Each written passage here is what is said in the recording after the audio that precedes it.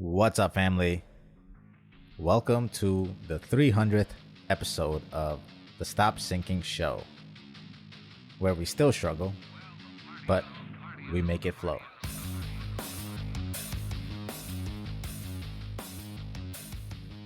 In the honor of this episode, I wanted to talk about taking up space. My life has always expanded and contracted to the amount of space I take up, the amount of space I feel like I can take up. And I mean this in a very literal sense. And I also mean it in every metaphorical extension of it. Your life will only expand and contract to the amount of space you take up. And I know that sounds like an obvious thing to say, because in growth is an implied sense of taking up more space. Like literally, you grow and your more grown self now takes up more space than the one before. But there's even more nuance that comes to mind for me, which is the amount of space, the degree of space you are taking up in the actual embodiment of your entire being's potential. Because that is what will actually determine the growth trajectory and the pace and the speed. Meaning, how full of expression are you of yourself in each moment, in each opportunity, in each realm, in each thing that you take on, so that growth isn't something you chase, but it's something that happens because you continue to literally expand, like stretching a balloon, like stretching your elbows out to make and take up more and more space. Growing then is something that just happens because everything around you needs to start accommodating the bigger version of you. It needs to expand according to you. If you were a kid and you started to grow to 6'6", you would have to accommodate your bed, your clothes, your everything around you to your growth. And that's just growth in a physical sense. But let's say you grow yourself in your mental capacity in a certain realm. The people around you will need to start accommodating this extended version of you and will need to be able to entertain and take part in these kinds of conversations with you, or you will seek other areas and environments that can accommodate that, the bigger version of you.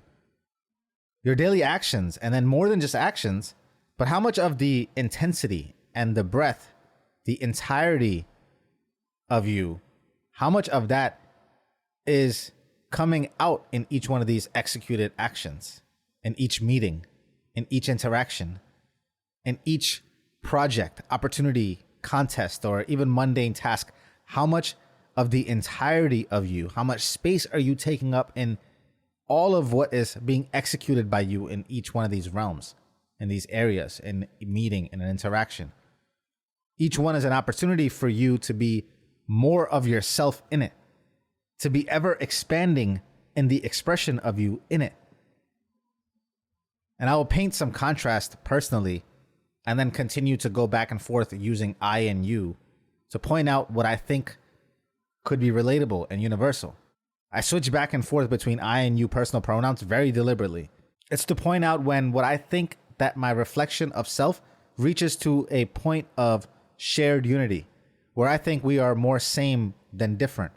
Maybe I'm wrong, and that's okay. But that's the course I take anyway in what I believe, which is most personal problems are universal, in my opinion. So in my personal experience, anytime in my life that I was taking up space in a room, taking up space in my position, my title, anytime I was taking up space in a relationship, anytime I was taking up space in my own home, in my own life, it naturally led to me having more come towards me either by itself or be easy to reach for if I wanted it. Because that next step of me wasn't a huge leap. If you are taking up space, you're literally living on the edges of what you already are currently in. You are already expanding yourself in that. You're already maximizing the value of everything in your hands. You are already being a good steward. You are handling all your limited responsibilities in the most noble of ways. Then the next step in your growth is literally just that, a step. Not a huge leap, though it can look like and feel like a giant leap from the outside. What someone doesn't see, though, is that you on a day-to-day basis were already living towards and expanding into the next version of you.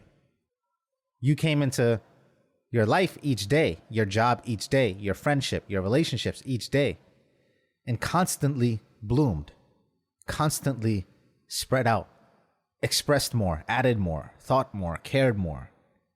Then it isn't a surprise that your life would expand, because you literally live for expansion, for taking up more space. You live to continue to win battles and conquer over more and more of the forces that keep the best parts of you dormant, waiting to just unearth those parts of you, to be put in situations that demand more of you.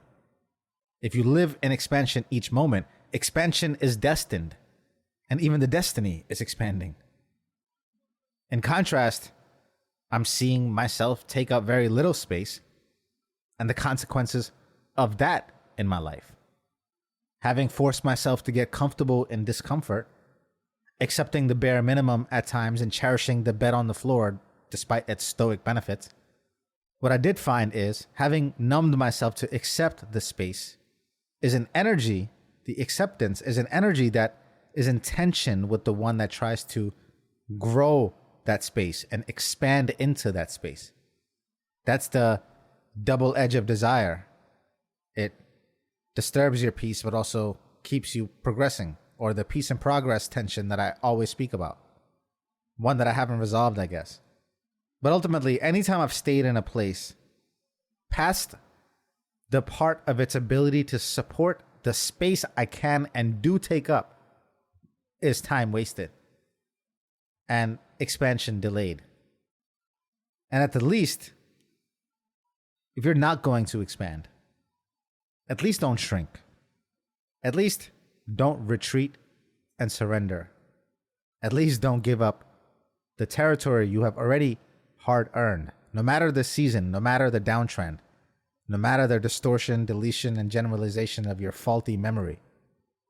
You don't lose ground on the space you have hard earned.